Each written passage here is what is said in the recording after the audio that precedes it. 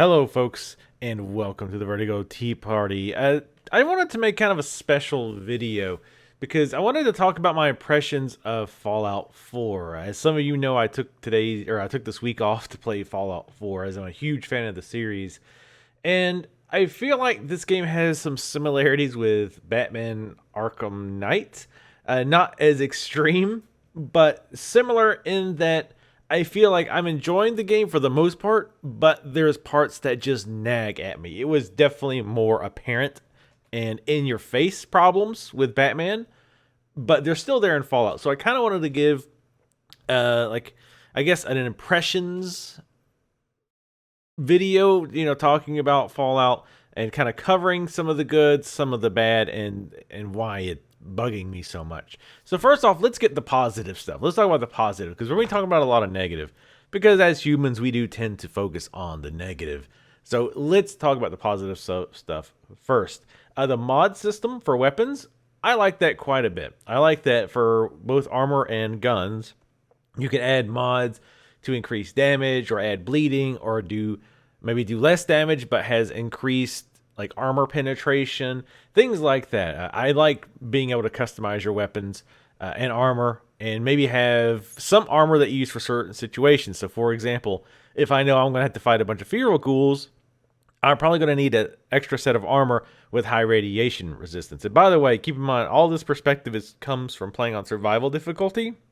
If you're playing on something like normal, it's probably not as big. I mean, I don't know. I'm not playing on normal, but I know like the feral ghouls, for example, do insane radiation damage on survival. So I know that I need to make a special suit of armor to fight them, just because the radiation is such a huge problem with them. Because individually they're not a problem, but anyway.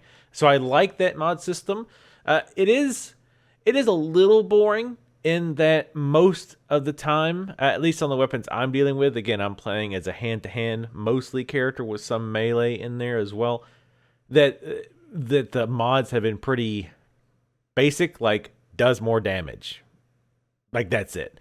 The highest level hand-to-hand mod that I found does more damage and adds a bleed effect, which is okay, but bleed does works very slowly. So it's not all that useful. It ends up not doing a lot of damage, especially if you use VATS, right? Because it doesn't seem to have a lot of time to do that bleed damage. So the bleed isn't that great. The only other mod that I would use is the weapon does less damage, a little bit less damage, but it has armor piercing. And I could see the use in that. I haven't really had a lot of use for it yet, but I carry a separate weapon around with me with that armor penetration in case I need it.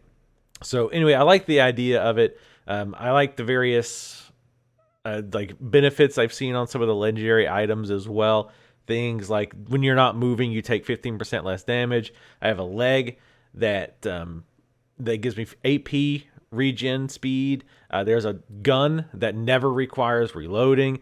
Stuff like that is pretty neat. There's a gun I saw too that shot like exploding bullets. That's more legendary stuff than mods, but the mod system is pretty cool. Base building is pretty sweet. I've sunk quite a bit of time already in the base building.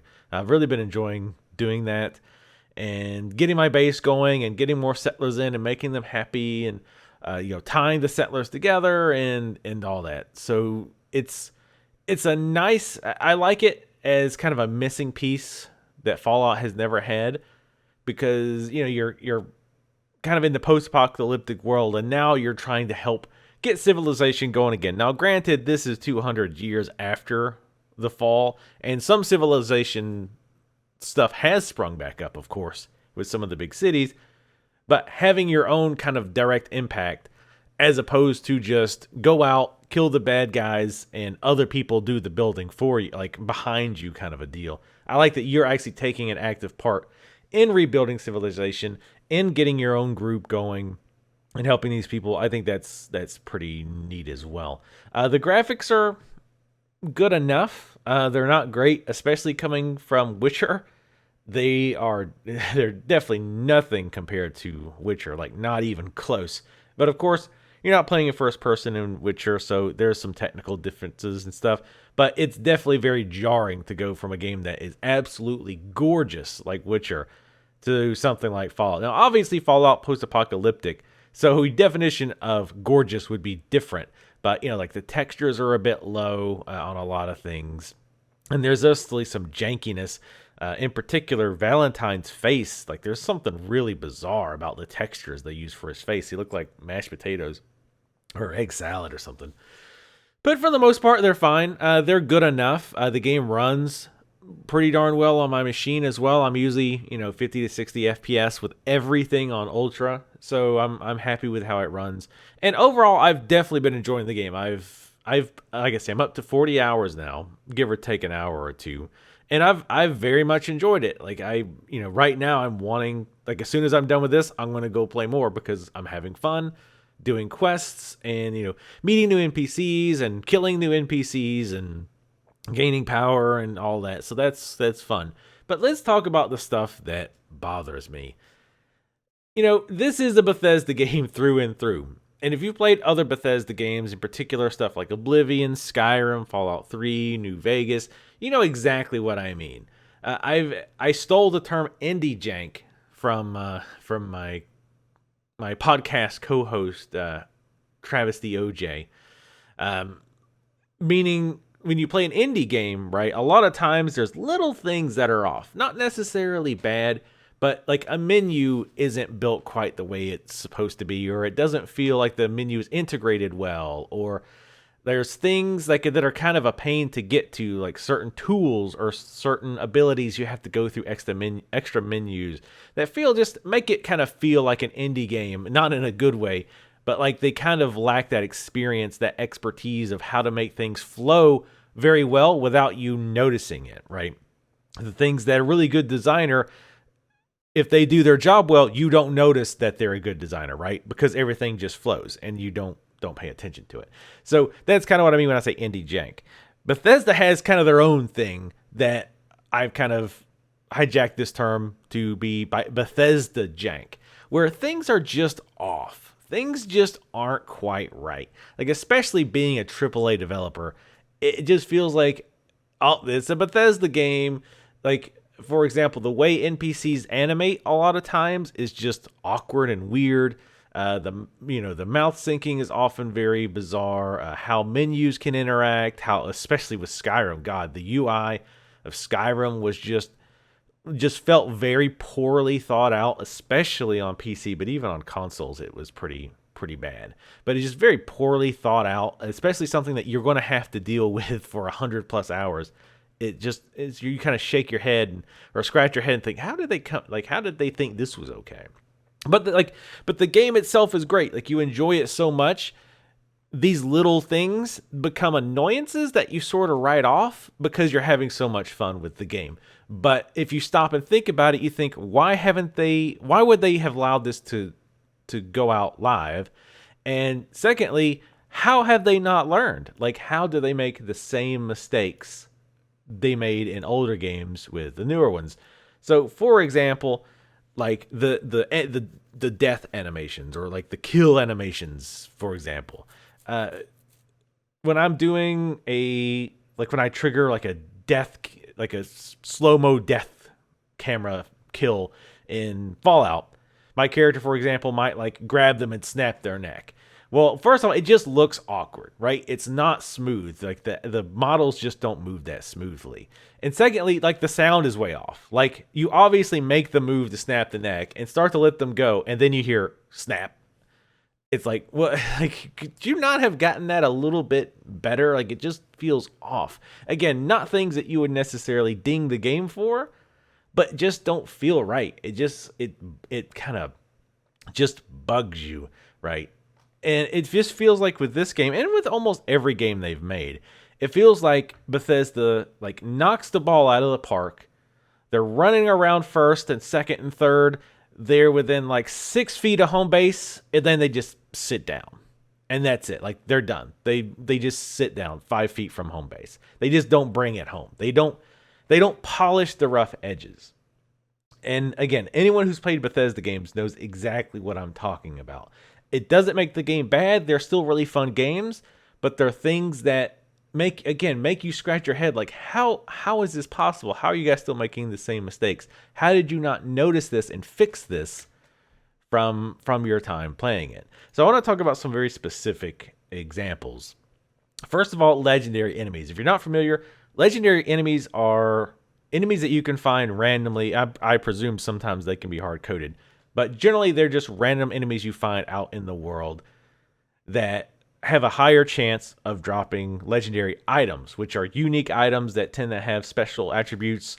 For example, things like bonus action point regen, or cause a bleed effect, or something along those lines. So you want to find legendary enemies, and you get more of those on higher difficulties. But the problem is legendary enemies are very, very boring. Like, there's nothing special about them. Basically, here's how, when you see a legendary, this is how it's going to work. You're going to get the legendary enemy down to half health. He's going to mutate. You'll see a message that says, such and such has mutated. They'll heal all the way to full, and then they just start doing way more damage than they were doing before. That's it. That's a legendary enemy. Like, give them, it's just so lazy. That's so lazy. Like, they're legendary. Why does every single legendary enemy, or almost every single one, simply fill up half health? Like, get a free heal at half health, and then just suddenly do insane damage after they've mutated. Like, why? How about a little bit of creativity here? Give them special abilities. Make them, I don't know, do a special knockdown. Maybe they disarm. Maybe they, move very quickly. Maybe, they can, root you in place, or maybe they can cause your gun to jam, or, I don't know, like anything. Like, it's so bland and boring. That's the thing with Bethesda. It seems like a lot of times, and we'll talk about this with other things as well that on my little bullet list, but it seems like they just look at the numbers a lot of times. It feels like they don't have very creative people with a lot of things that they do.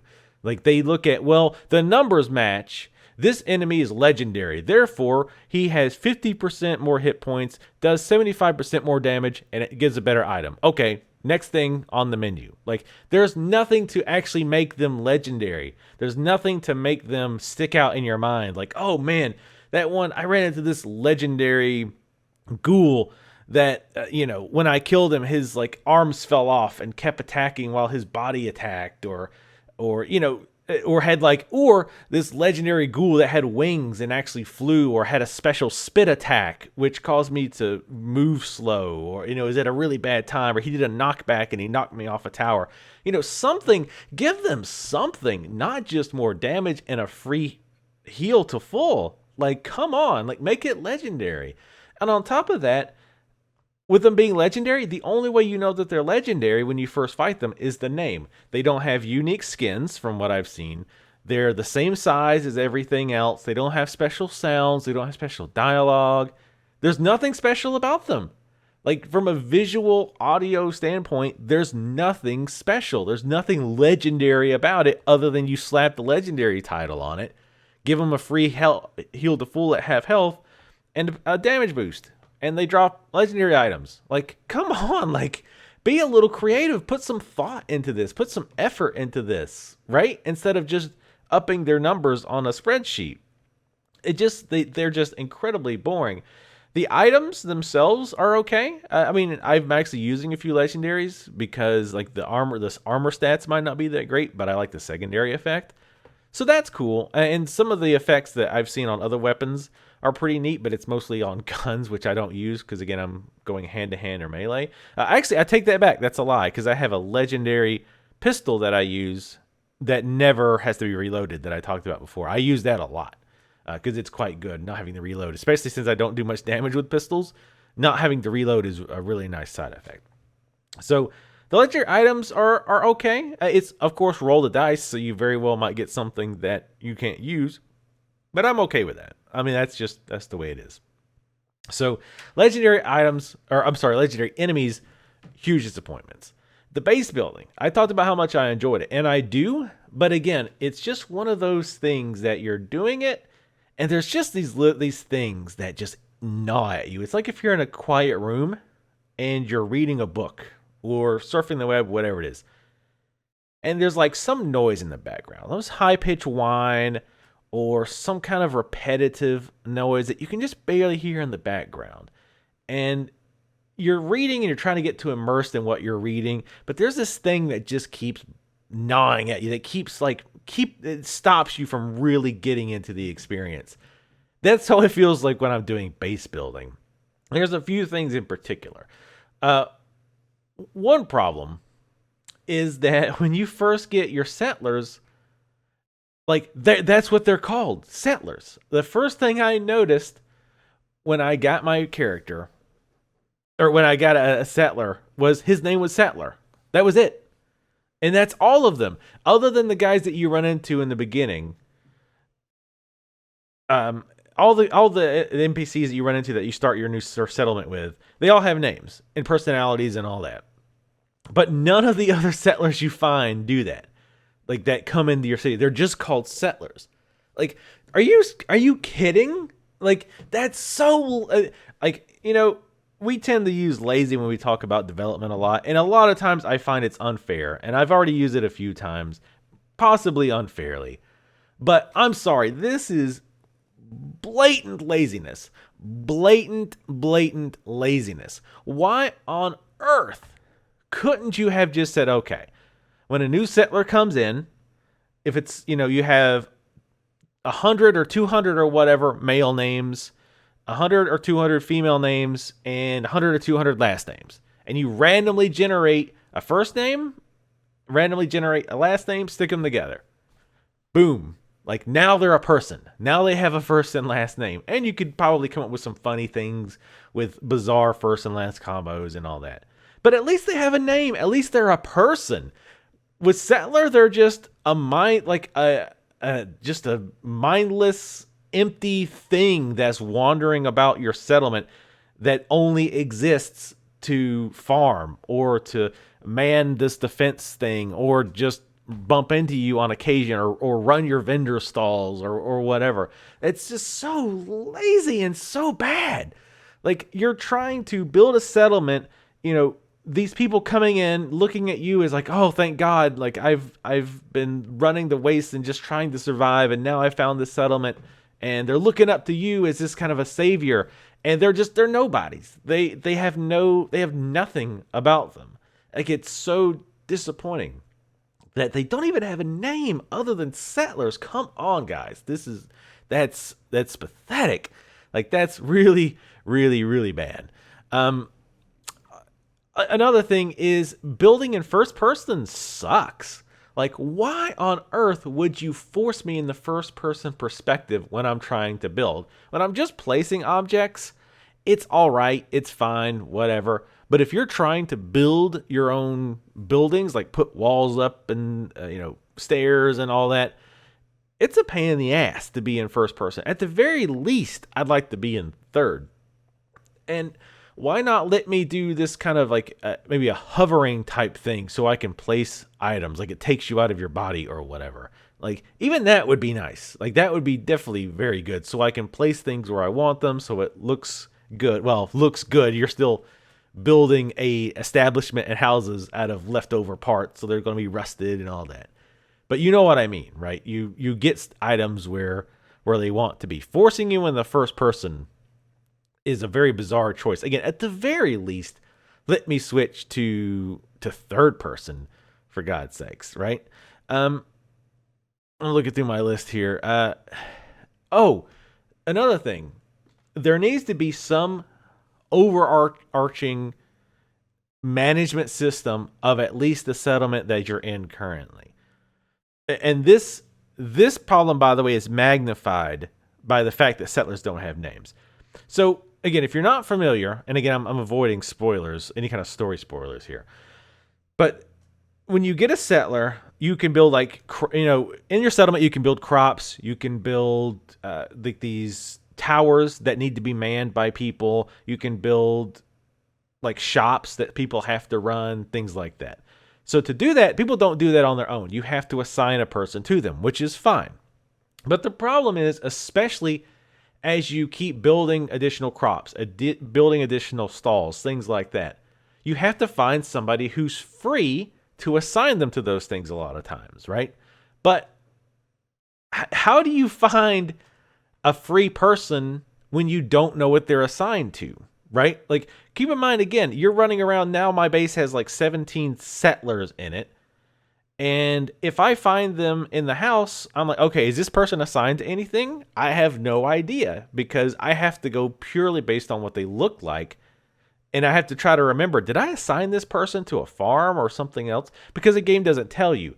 Now, if you're out by your farms and stuff, if you highlight the person while you're in build mode, it'll highlight what they're assigned to. So if they're like assigned to crops, for example, the crops they're assigned to will glow.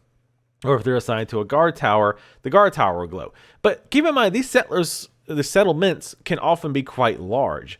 So, or if they're in a house asleep, I can't see what they're assigned to. So I have to just guess that, oh, well, how do I guess you're not assigned to anything. I'll assign you to something else and just hope that now my farms aren't being left to rot because I assigned somebody who was farming to a guard tower. Why on earth, one, is there not just an easy overlay so I can see, okay, here's settler 1, 2, 3, 4, 5, 6, 7. Okay, this guy's not doing anything. Click a button, assign him to some farms, done. Assign him to farming, boom, done. Why can't we have that? Why? Why is that not in the game? Supposedly, too, the game was done like a month or two ago, and you guys were working on bug fixes. Why couldn't stuff like this be implemented, especially given how important settlements are supposed to be to the game? But and even it say, okay, well, we didn't have time to build a whole separate interface. Okay, fine. At least make it so when I highlight a person, it just tells me what they're doing. Like farmer. If I could highlight a settler and it says farmer or guard duty or like armor vendor, boom, okay, that's all I need to know. That's all I need to know. And I'll run around my camp for 10 minutes trying to find somebody who's not assigned to something so I can assign them to the new crops I put down or the new guard station that I placed. It's still annoying, but at least I know when I look at somebody what they're assigned to. And I have noticed that sometimes when you talk to NPCs, they'll say things like, oh, if you need me to do something, just let me know. But they don't always do that. Just tell me, like, how hard would it have been to say when I highlight somebody what they're doing? Farmer, guard, vendor. Like, come on, guys, seriously. It just things like that just make building settlements far more of a chore than they should be. And I think the last thing I wanted to do, talking about the settlements, is that they're just dead. Like, they're dead. Like, people, you have these no-name people walking around, and a lot of times they don't talk. They hardly ever talk to each other. In fact, the only time I think I've seen them talk to each other is when, again, some of the NPCs you started with will have a conversation between each other, which, as far as I can tell, it's always the exact same conversation they have. So you get to hear that over and over again, which is awesome. But the settlers never talk to themselves. They never talk to each other. They don't really interact with each other in any way that I can see. And a lot of times they will literally just stand there and stare at a wall. There's one spot in the initial settlement behind one of the big buildings where NPCs just seem to congregate, and there's nothing there. Like, it's just, well, I take that back. There is like a couple crops there, but they're not farmers, so they'll just stand there all together. Like the other day, there was like a storm rolling through, and I look outside, and there's like 6 people just sitting there, standing out in the storm, just staring at a wall or staring at each other, not interacting, just staring off into space. Like, that really takes you out of the environment. Like, it really takes you out of this being a living settlement and just being a side game that you play when you're not out, punching rad roaches in the face. Like, it really, really hurts the game. And yes, they do sometimes sit down in chairs and eat and things like that, which is good. Like, that kind of stuff is good. But for example, I set up, I've got one house that I've got set up with a bunch of beds. And out in the living room area, I have a sofa and a table and a radio sitting on the table. And I've never seen anyone sitting in that chair. I do know they will sit in them sometimes because I have laid chairs outside and they'll sit in them. But very rarely will they sit down and like seem to interact with the things that you place. Again, like the radio. Like nobody ever sits down and think, oh, cool, a radio. And another area, I have a jukebox. And I would like to see like maybe they dance or something. I don't know, like as a relief from the horrible life that they're living. I've got them a jukebox so they can get out and, do a goofy white person dance, how about that? Like, again, it just feels like this is another great example of Bethesda often like getting the technicals done and then like, okay, well, we're done here. Let's move on. It's like, yes, I can recruit settlers. Yes, I can assign them to tasks, but the settlements are dead. Looking at Witcher 3 again, and I'm going to compare it to Witcher 3 a lot just because I've been playing a lot of Witcher 3 recently. Like, the towns feel alive. Yes, The Witcher has serious problems with with dialogue repeating. My God, that is so annoying to run past the same kid, 60 hours into the game, and he has the same exact conversation with his dad over and over again about him singing the song about against Nilfgaard and whatever. Like, yes, that is super annoying to hear for the 100th time. But at least there's conversations there, right? There's different ones, and NPCs often will react to things that are going on. So, for example, NPCs like in Witcher, when it rains, will often run for cover. Like if they're not out doing things like a blacksmith or something like that, they'll often like get under a tree or something like that to hide from the rain and then piss and moan about the rain and things like that. Like that's cool. And again, there are some things like that. For example, like some of the named NPCs will say things like, oh, at least it's not raining. Or in the morning, they might say something like, well, I consider it a good day if I get to see the sunrise or something like that. So they do have some things like that, but the settlers are just empty. Like they're just empty. They might as well just replace all the settlers with the handy Tron. Of course, now I've forgotten the damn name, but with the Mr. Handy robots, like, because that's pretty much what they are. That's pretty much what they are. No personality, no liveliness.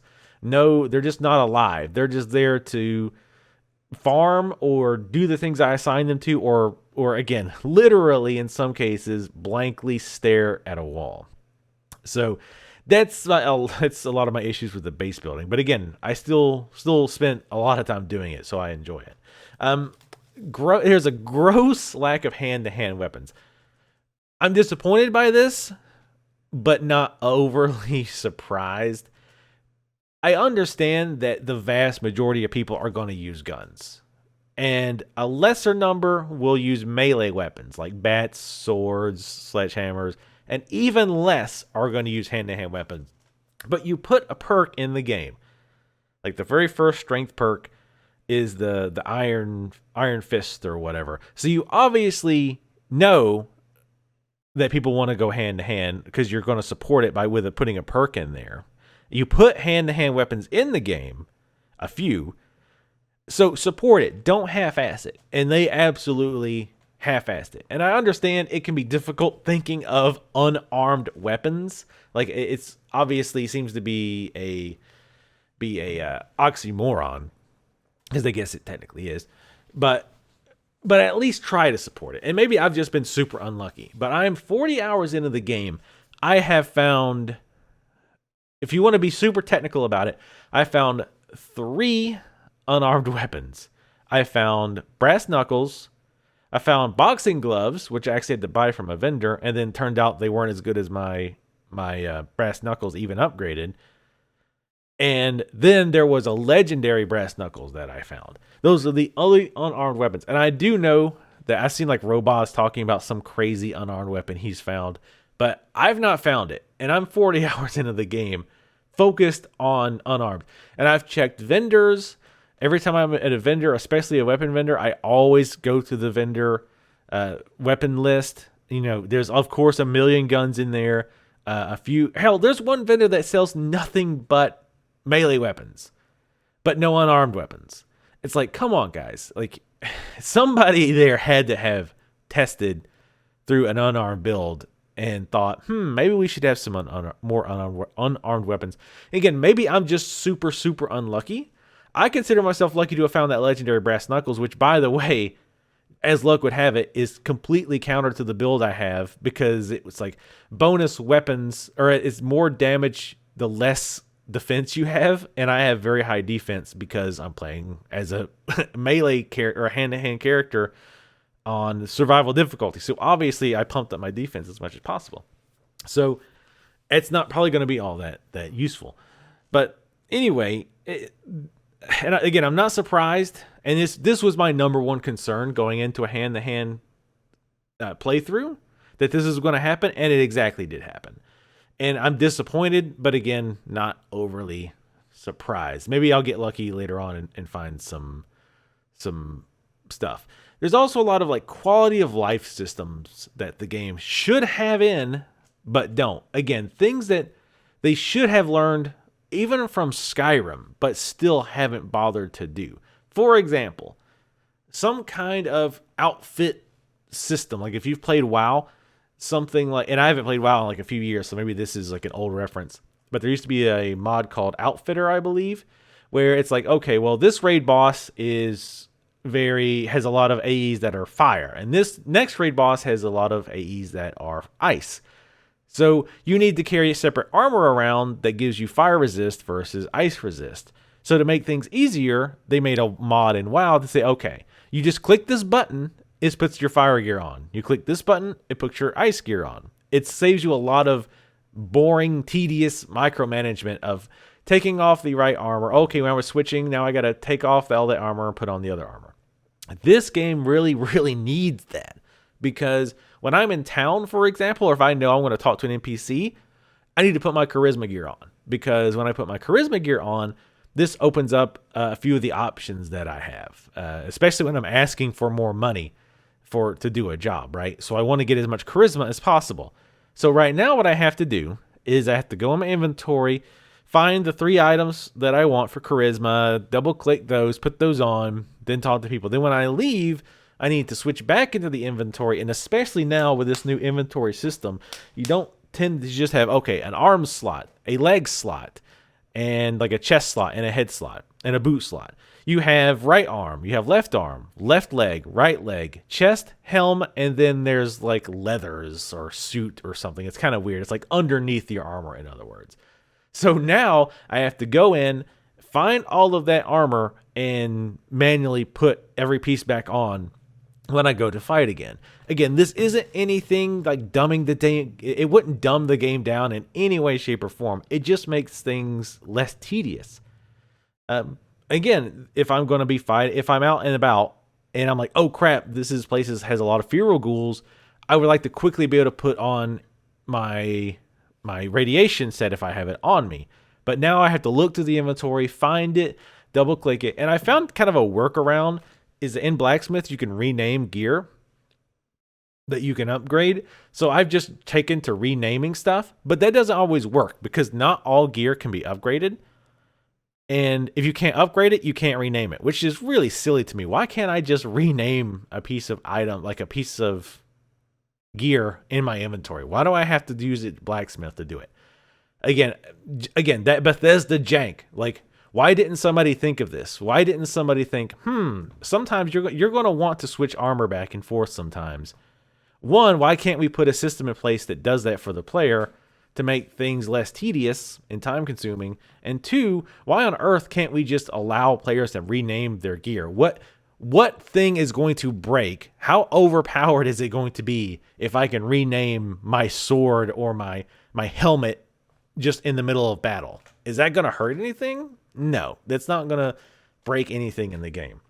So why can't I do it? Again, it's just a silly thing that's there. And just, again, it's just one of those little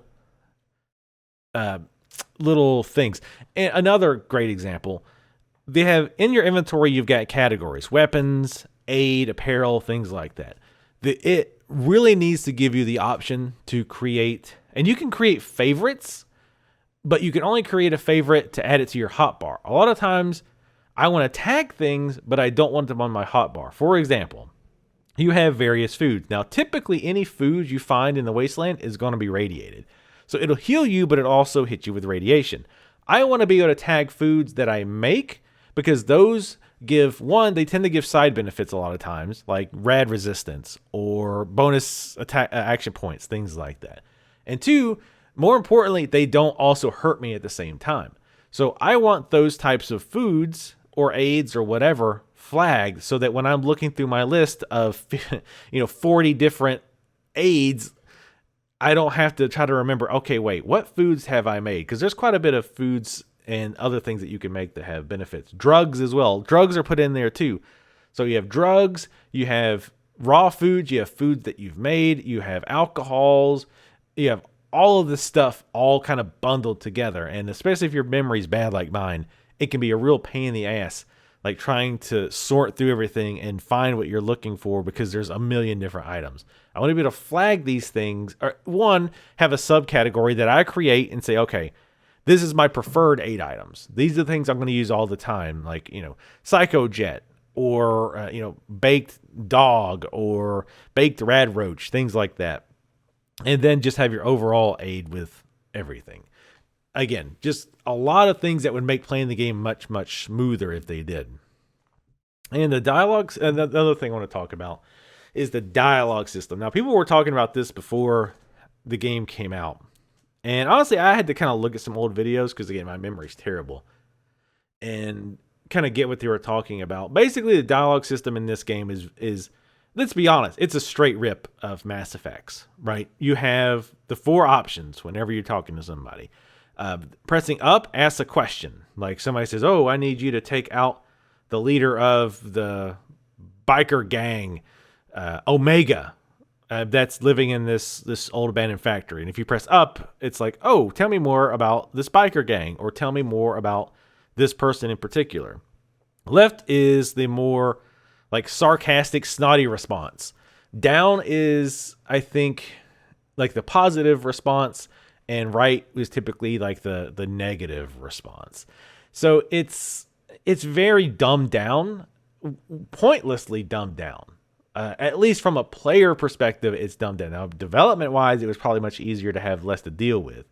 But the problem with this system is you're missing a lot of the nuances from the old game. So, for example, let's say I'm talking to someone. I'm talking to a scientist, right? I'm talking to a scientist, and he's talking about some like medical thing, right? If I have a high intelligence, or if I have like a high level of the doctor perk, I'll get a special dialogue option that is specially flagged that says you get this option because of your intelligence, or you get this option because you have 2 points into your doctor's perk or whatever. Those are gone. As far as I can tell, those are gone. I have never gotten one. The only time your stats seem to ever matter in a dialogue option that I have found so far is charisma. And the way that works is if there's an option that is charisma based, it's like colored. So like a yellow means that you can try to go for that if you have a low charisma. If it's orange, you need a higher charisma, like around 8 or so.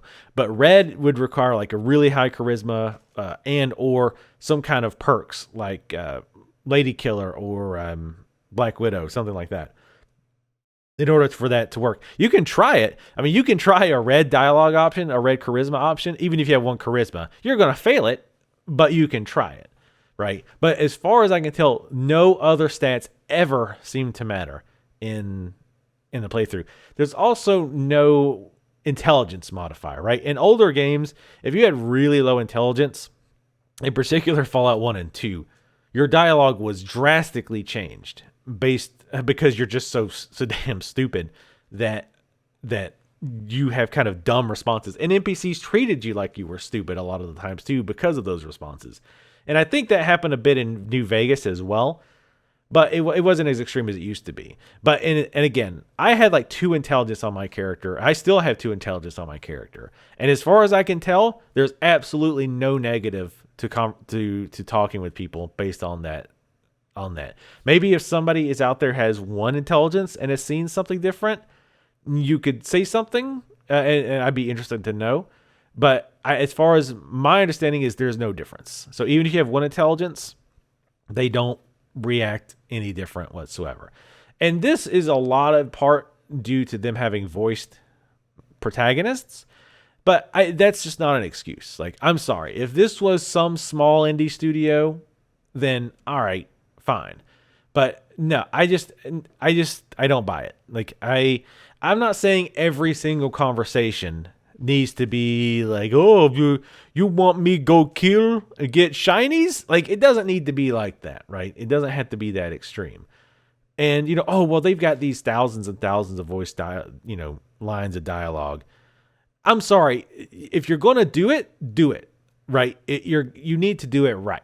Look at how much voiced stuff there is in The Witcher. Again, I know I'm going back to The Witcher, but my God, I don't even want to think about how many voice over hours they clocked, at least with Geralt. My God. And again, I realize there's male and female protagonists that they have to deal with. So, they already have a ton of lines. And if you got on top of that, not only would they have to have different lines for low intelligence, but also the NPCs they talk to some of them at least would need to have different dialogue options to respond like, oh wow, you're not the smartest brick in the shed or whatever. Like, I understand that.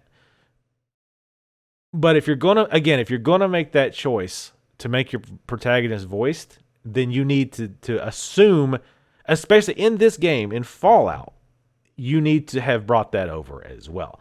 I feel like that was just like either ignored by them because they thought it was so important to have a voice protagonist, or they just kind of dismissed it. Like, people didn't think it was important. And I find that absolutely not to be true. I find that, these types of things with the dialogue being different based on your stats, and intelligence in particular, are kind of are a big thing of what gives the game its charm. Because I remember, talking especially about 1 and 2, a friend of mine, when we had gotten it around the same time. And that's one of the things we used to talk about, how funny it was, how the game was so different if you had a really low intelligence, because people treated you like a moron because you were.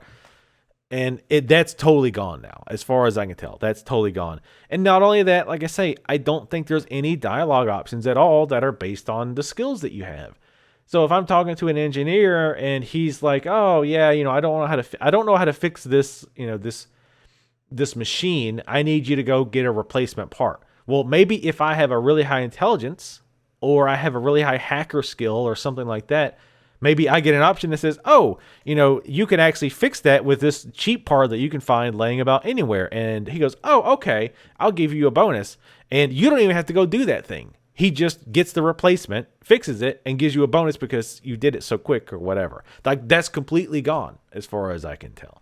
And again, it's a shame because it's something that has been in the Fallout line since the beginning of the game. And whenever you're going to do that, whenever you're going to take something out of a game that's part of a series, you better have a damn good reason for it, in my opinion. There better be, what you gain better be at worst equal to what you took out.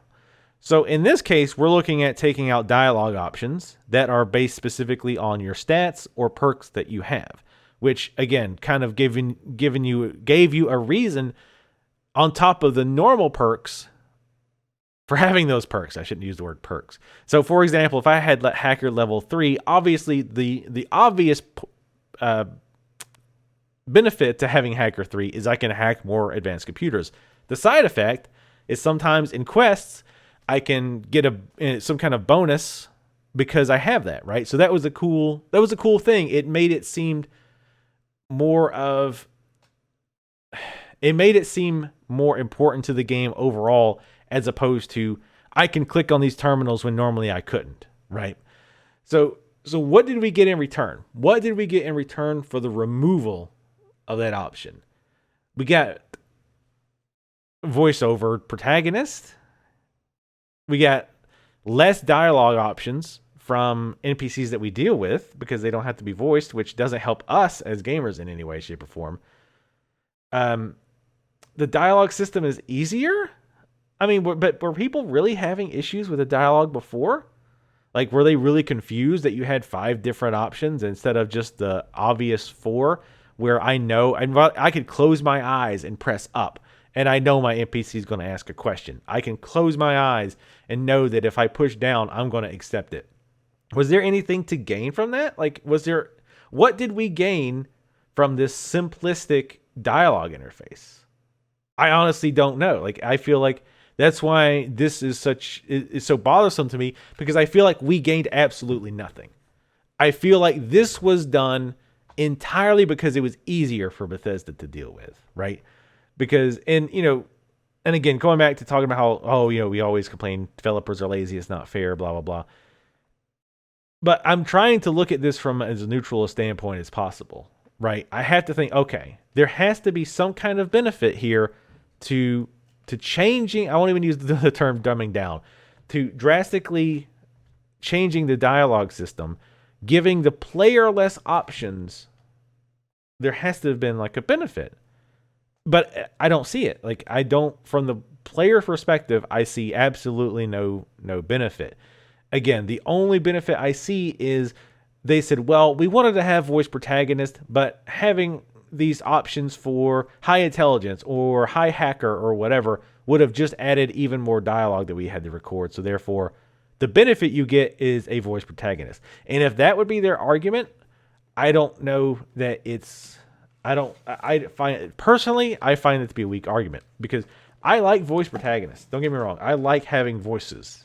I feel the whole silent protagonist thing, I feel is it's not going to take me out of a game, but I would rather have a voice protagonist, generally speaking, if I'm not giving anything up in return, which is of course asking a lot. But in this case, if I would have had to have the option between having my stats matter and dialogue options versus a voice protagonist, I would have taken the first option any day of the week in a Fallout game, especially, right? Because that's how Fallout has always been, is that these stats matter in conversation. And getting voice protagonists in return, to me, not worth it. If we were talking about some other new IP, then all right, maybe we could talk. Even then, I think it wouldn't be worth it. But speaking, talking Fallout, no way. Changing something that's been this way forever, and a good thing. Again, I'm not against change just because I'm against change, but a change that I find to be negative needs to have a positive, and the positive for me wasn't big enough.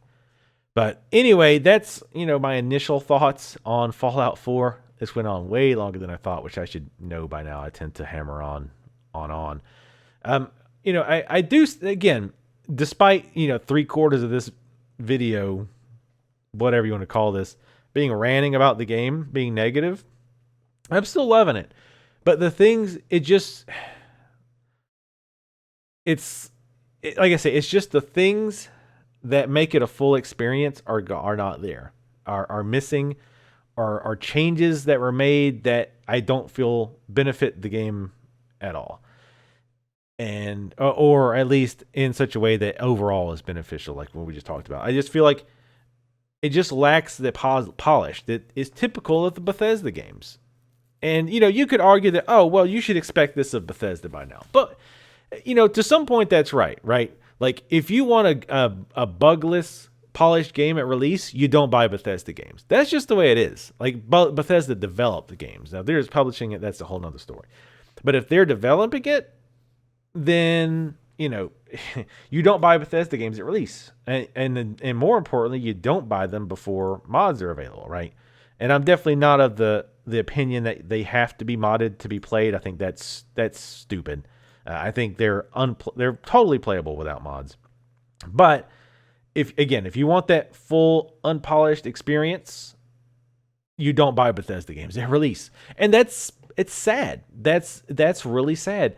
Bethesda is not some startup. Bethesda is not some tiny little workshop. I realize that I don't think they have as many developers as a lot of people think they do, or as many people working on the game as they think they do. But this is not some tiny little thing. Skyrim was huge for them. Fallout 3 was huge for them. New Vegas was huge for them. Like, where's this money going? I mean, I'm sure ZeniMax probably has a lot to it because, let's be honest, ZeniMax is a real shit company. So maybe they're a lot of the blame behind that, but it doesn't really matter who's to blame. The bottom line here is, it's another Bethesda game which meets our expectations, which is to say the game is fun as hell, but it's got tons and tons of rough edges that should have never made it into release. And we typically tend to overlook those because the game is so fun, but we really, at this point, shouldn't have to. They really should have learned by now. But anyway, I really will stop now. Hopefully you guys have enjoyed this. Definitely let me know what you're thinking in the comments below. Self-plug, of course, I do have a Let's Play going now of me doing the hand-to-hand playthrough. It's been pretty rough. I'm getting to a point, though, I feel like we're getting the perks to make hand-to-hand more viable. It's still rough, but it should be, right? We're playing hand-to-hand in survival difficulty. If I was just mowing over everything, that would be a bit ridiculous. But yeah, definitely check it out. I'll have a link in the description below. But, speaking of this, I definitely want to hear you guys' comments. Do you agree, disagree? Let me know. Anyway, thanks for watching, and I'll see you next time.